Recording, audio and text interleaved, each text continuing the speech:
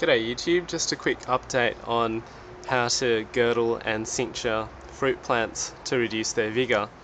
So this is a greengage and I cinctured it earlier in the spring. All I did was I got a piece of cotton twine and I looped it twice around that trunk and tied it tightly, and that was just to girdle the plant just as the stem was thickening up.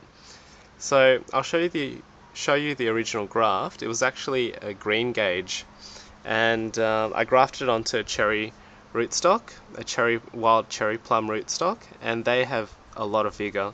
And this plant was just growing straight up. It grew about 2 meters just within the first season of grafting.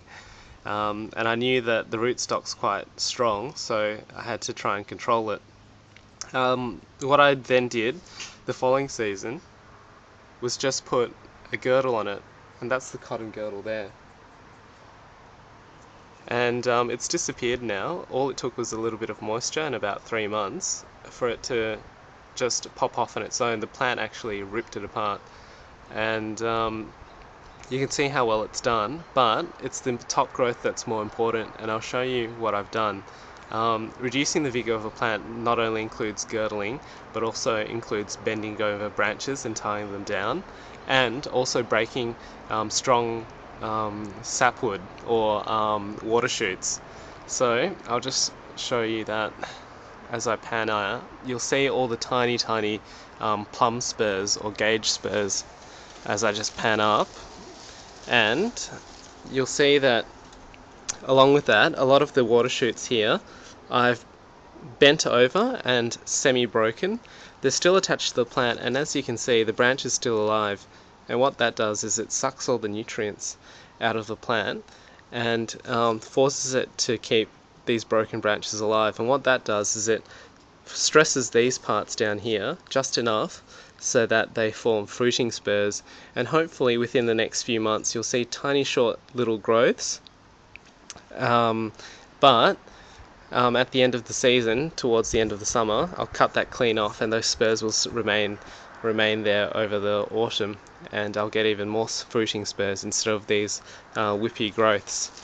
So as I pan out, you can actually see that I've left one tall water shoot, and this one's going to be bent over to the other side because my espalier goes one side. So you always save one water shoot, the strongest one that you have, to go the other direction to get a nice espalier. But you can see, as I pan along, you can see all these tiny fruiting spurs. You see all those? They're all very short, only about 10 centimeters at most. And you can see all of them just along the length of the plant. If I had left this as a straight growth, what would happen is I would have just had a stick with not many spurs at all. But as you can see, you get a very good distribution of spurs along here, and all of those will start fruiting next year. So I'm very pleased with this plant, and just shows you that if you've got a wild cherry plum that self-seeds, don't kill it, graft over it, and if you're unhappy with the position, just dig it up over winter and move it. But this is what you can do with a good graft. And this is 2 years old now. The graft that I did was in 2011, in September 2011. And in 2 years you can get a plant this big, and the length of this branch here is 2 meters. And I've got a water shoot up there that will form the second tier to my espalier.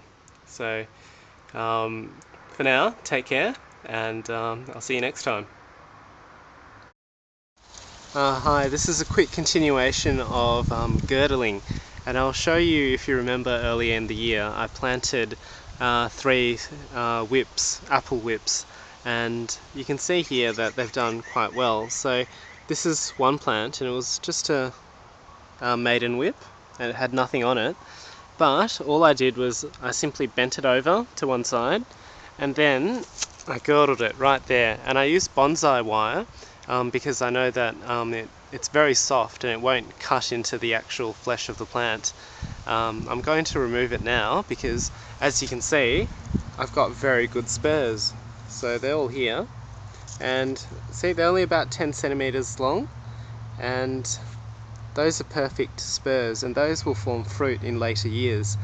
I might just leave this top branch, or one of these taller ones, longer ones, to grow taller so that I can get my next tier on the Espalier, and then I'll keep on doing it that way, like that, in following years. But as you can see, it's put on quite a bit of growth on this side, but also it's got all these nice fruiting spurs here, so very pleased with that. And it's a combination of using girdling and tying it down. So till next time, I'll see you in my next video. Bye.